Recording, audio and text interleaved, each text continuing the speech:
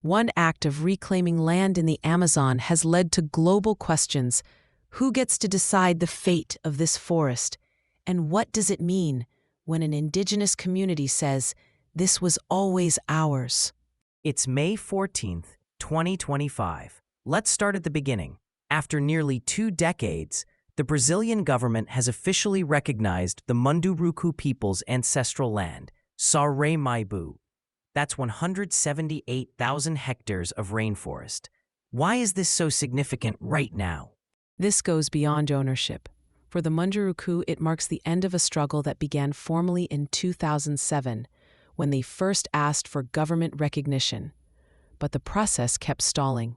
Why did it stall? Was it just bureaucracy or A mix of things. On one side, powerful mining and agribusiness interests. On the other, political resistance, sometimes even open hostility. The barriers weren't just paperwork. so they decided to act for themselves? Yes, in 2014, the Munduruku began to physically mark their own boundaries. They removed illegal miners and loggers themselves. This wasn't just a statement, it set a real example. Other indigenous groups across Brazil started doing the same thing, mapping and defending their land without waiting for official approval. Let's fast forward to 2024. What finally changed to make official recognition possible? It was pressure, both inside and outside Brazil. The Munduruku, along with other indigenous communities, held protests, blocked highways, and called for the repeal of laws that threatened their rights. This all happened just as Brazil was getting ready to host COP30, the climate summit. Suddenly, these issues had international visibility. That pushed government ministers and even the Supreme Court to take notice. So then, on September 25, 2024, the Ministry of Justice officially recognized Muybu. Does that mean the conflict is resolved?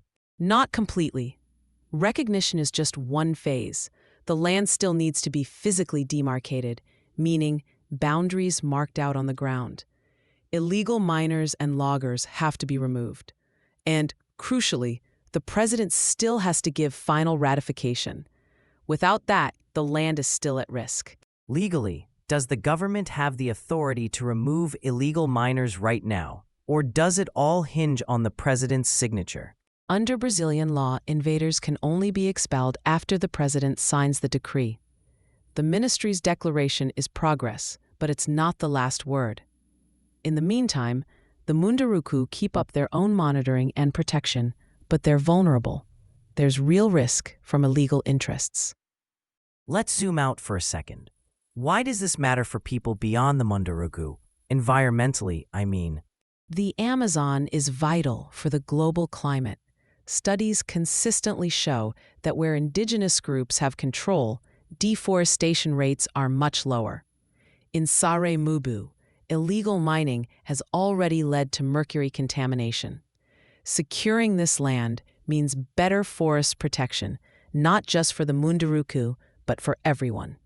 Are there reliable systems to monitor deforestation or enforce these protections right now? Brazil's National Foundation for Indigenous Peoples, or FUNAI, is involved. But the reality is that monitoring is inconsistent.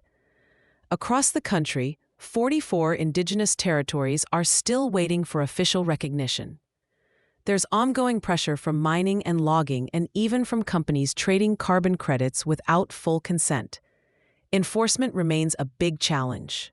Does what's happening with the Munduruku set a precedent for other indigenous groups? Yes, absolutely. The Munduruku's self-demarcation has encouraged others. Just last month, in April 2025, the Kayapó, Tupinamba, and Panara joined the Munduruku in protests in Brasília. They're uniting against projects, like the Ferrogrão Railway, that could threaten indigenous lands.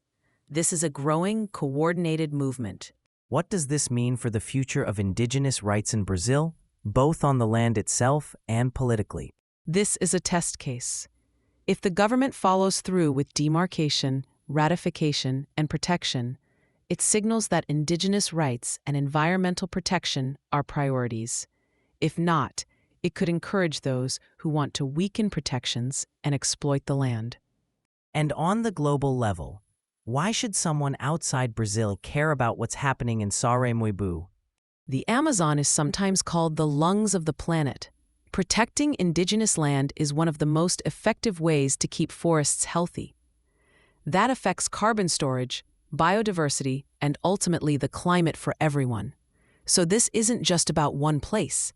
It's about our shared future. To sum up, the Munduruku's success is historic, but the work isn't finished. The world is watching. Will Brazil follow through, or will familiar threats return? That's the core question. Thanks for joining us as we track this story, one that weaves together indigenous rights, environmental protection, and the climate conversation. We'll have more updates as this develops. Thanks for listening.